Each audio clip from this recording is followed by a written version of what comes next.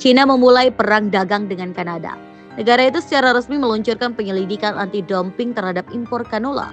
Kementerian Perdagangan China mengatakan penyelidikan tersebut akan memeriksa impor dari 1 Januari hingga 31 Desember 2023. Beijing menambahkan bahwa bukti dan informasi awal menunjukkan adanya dumping biji minyak canola.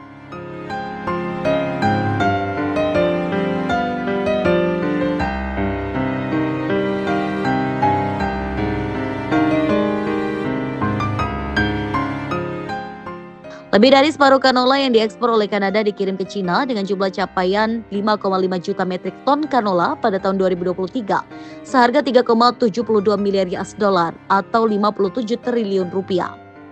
Impor canola dari Kanada mencapai 94% dari total seluruh impor biji-bijian China.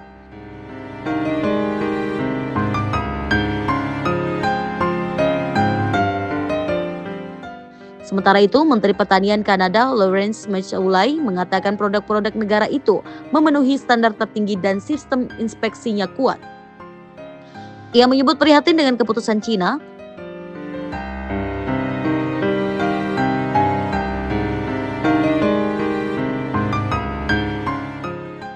Sebelumnya, serangan ke canola Kanada dilakukan pasca Ottawa mendeklarasikan tarif 100% atas impor kendaraan listrik dan tarif 25% atas impor baja serta aluminium Beijing. Rencananya ini akan diberlakukan 1 Oktober dan 15 Oktober mendatang.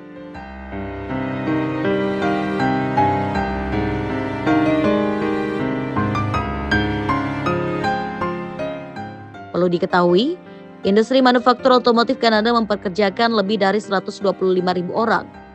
Kanada telah menginvestasikan miliaran dolar untuk mendukung transisi kendaraan listrik dan memperkuat rantai pasokan baterai domestik.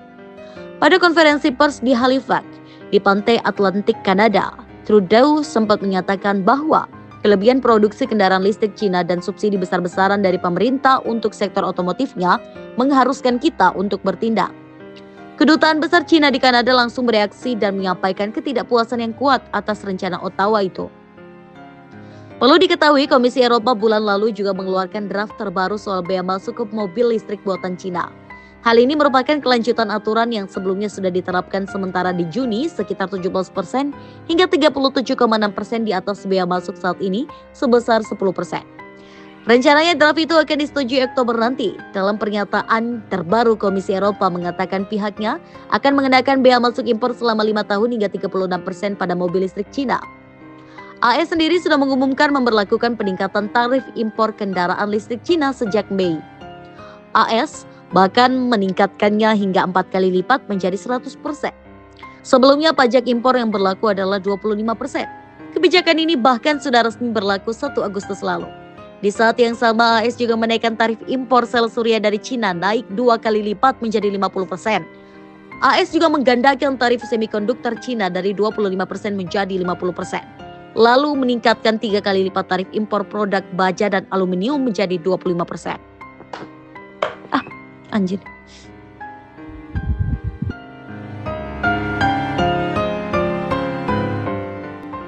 Pada bulan Mei tahun ini, Amerika Serikat mengumumkan akan mengenakan tarif pada serangkaian produk strategis seperti kendaraan listrik dan semikonduktor dari Tiongkok.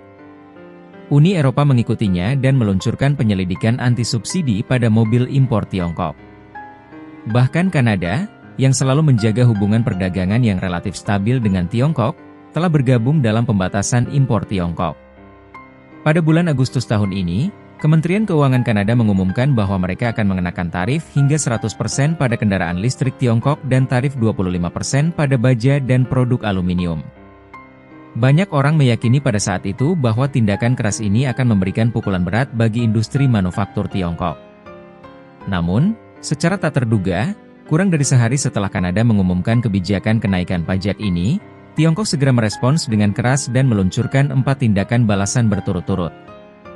Menurut orang dalam industri, salah satu tindakan balasan tersebut mungkin menyebabkan Kanada mengalami kerugian langsung sekitar 950 juta dolar. Namun, yang membingungkan adalah mengapa Kanada tiba-tiba mengambil sanksi keras terhadap kendaraan listrik Tiongkok. Sanksi balasan seperti apa yang diluncurkan Tiongkok terhadap Kanada? Jika Anda menyukai konten video kami, silakan klik untuk berlangganan saluran YouTube kami agar Anda dapat menerima semua konten video terbaru kami. Sekarang mari masuk ke topik.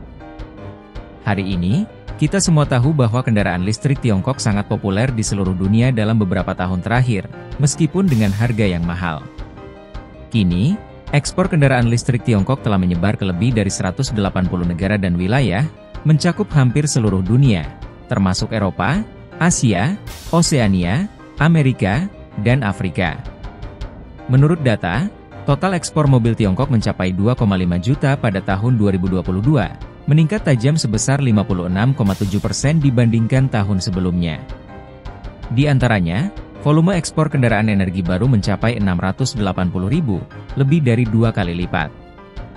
Tentu saja, kendaraan energi baru Tiongkok juga menarik perhatian di pasar dalam negeri. Volume produksi dan penjualan pada tahun 2022 mencapai 7,05 juta dan menduduki peringkat pertama dunia selama 8 tahun berturut-turut. Pada tahun 2023, momentum ini tidak melemah. Data yang lebih cepat menunjukkan bahwa total ekspor mobil Tiongkok melonjak menjadi 4,6 juta kendaraan pada tahun tersebut. Dengan ekspor kendaraan energi baru mencapai 1,2 juta, peningkatan sebesar 77,6%, sekali lagi memecahkan rekor sejarah. Momentum pertumbuhan yang kuat ini tidak berhenti pada tahun 2024. Data menunjukkan bahwa ekspor mobil Tiongkok meningkat lebih dari 30% pada paruh pertama tahun ini, mencapai 2,79 juta kendaraan. Dari angka tersebut, tidak sulit untuk melihat bahwa kendaraan listrik Tiongkok tidak hanya populer di pasar global tetapi juga semakin dikenal oleh konsumen. Namun, perlu dicatat bahwa ekspor kendaraan listrik energi baru Tiongkok sebagian besar terkonsentrasi di kawasan maju seperti Eropa dan Amerika Serikat. Pertumbuhan pesat seperti itu tentu saja menimbulkan kewaspadaan dan kekhawatiran negara-negara barat.